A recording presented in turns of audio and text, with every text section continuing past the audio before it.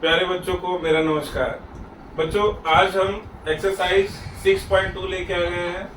Same series में class 9th NCERT math 6.1 हमने upload कर दिया है। Please go through that. अब 6.2 के लिए हमको इम्पोर्टेंट बेसिक कॉन्सेप्ट पहले समझने पड़ेंगे। अगर ये आपने कॉन्सेप्ट बेसिक समझ लिया तो फिर क्या होगा, कैसा भी क्वेश्चन आएगा, कितना भी घुमा के पूछेगा, आप इजिली उसको अटेंड कर पाओगे, है ना।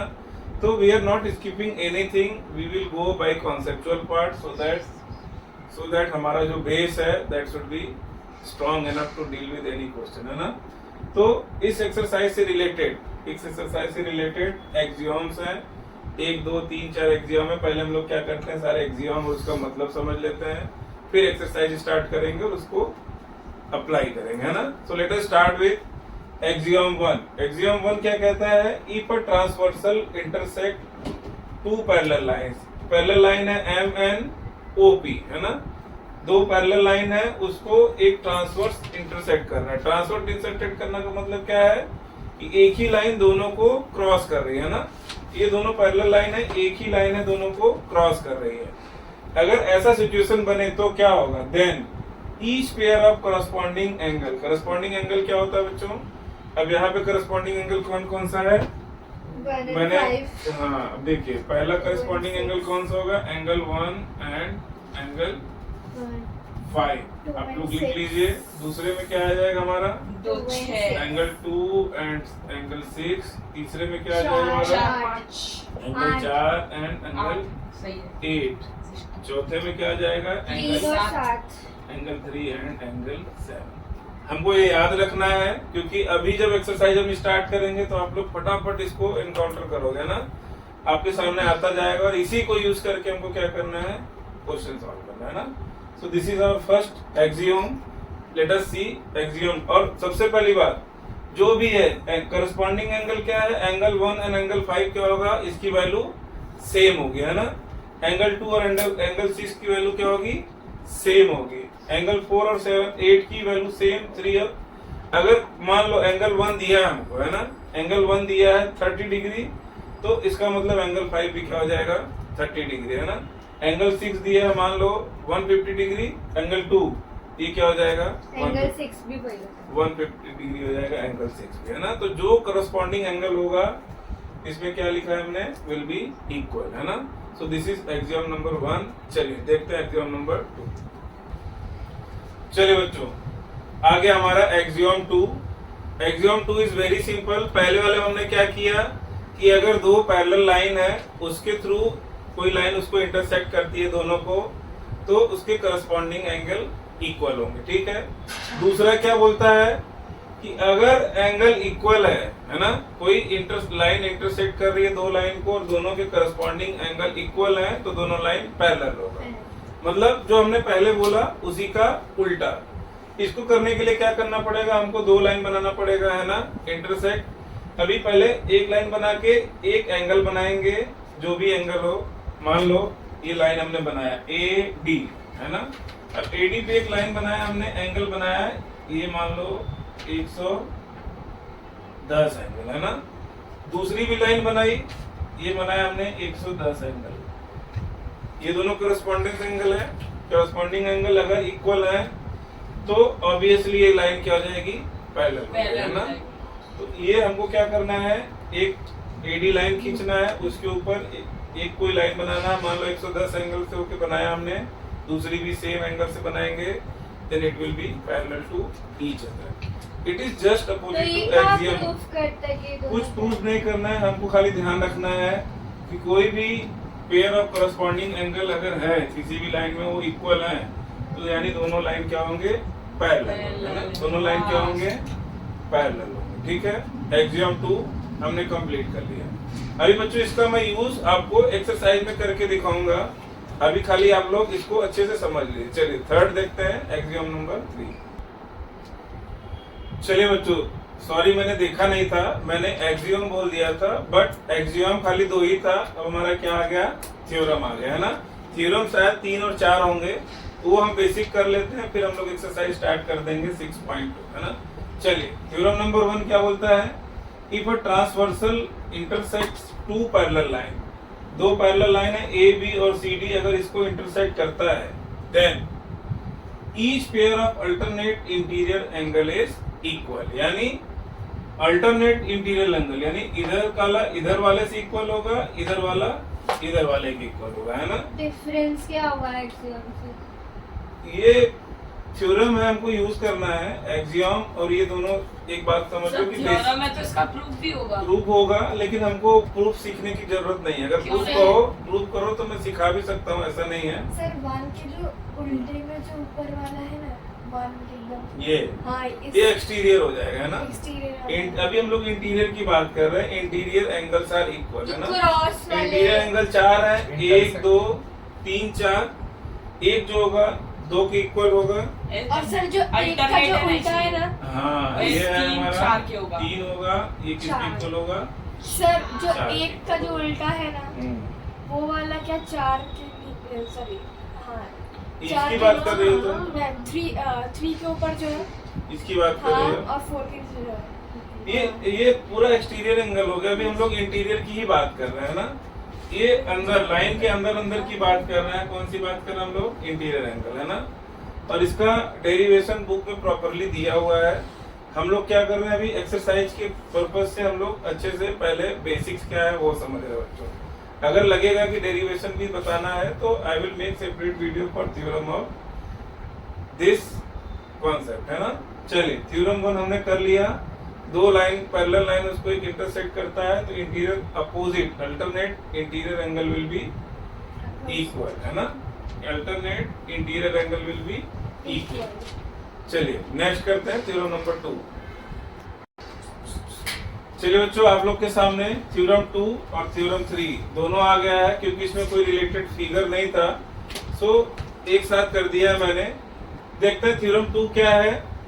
If a transversal intersect two line such that a pair of alternate interior angle is equal, जो हमने इसके जस्ट पहले पढ़ा है ना। थ्योरम 1 में क्या पढ़ा कि दो लाइन है और उसपे एक पैरेलल लाइन है, उसपे एक इंटरसेक्ट जाता है, तो पैरेलल लाइन है तो क्या होगा? अल्टरनेट इंटीरियर एंगल क्या होगा? इक्वल होगा। अब इसमें क्या बोल रहा है? अगर alternate interior angle is equal तो दोनों लाइन क्या होगा?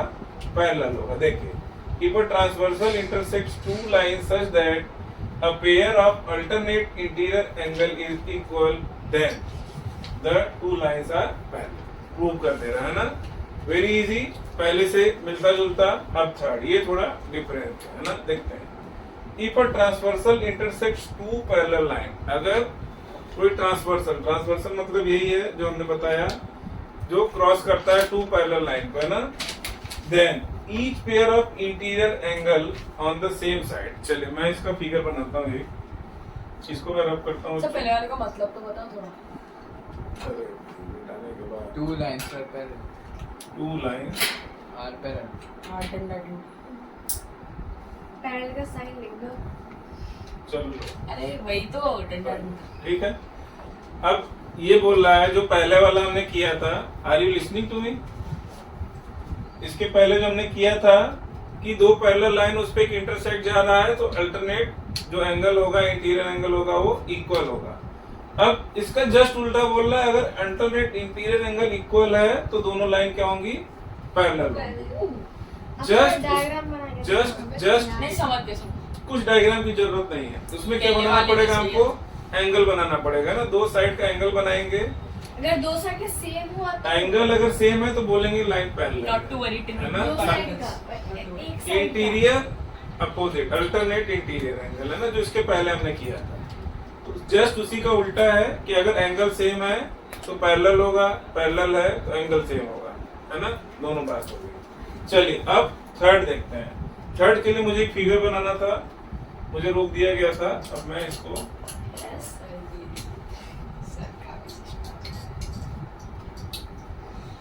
देखिए बच्चों क्या बोल रहा है, if a transversal intersects two parallel line. चलिए मैं बनाता हूँ दो पैरेलल लाइन, एक लाइन ये बन गया और एक लाइन ये बन गया, ऑलमोस्ट पैरेलल, है ना। चलिए और उसके ऊपर एक ट्रांसवर्स आएगा। वर्सल, चलिए यूनिवर्सल कर दिया हमने। कर दिया। Interior each pair of interior angle on same side, यानी ये एंगल और ये एंगल है अच्छा ना, मतलब एक ही जगह पर है। 90 degree same side, supplementary 180 degree same side है ना, यानी अब इसको मैं लिख देता हूँ 1 2, इसको लिखता हूँ 3 4 3 4। उल्टा है। तो क्या बोल रहा है कि each pair of anterior angle on the same side of transversal is supplementary, यानी एंगल 1 प्लस एंगल 2 सप्लीमेंट्री क्या होता है बच्चों? 180 डिग्री 180 डिग्री, वेरी गुड।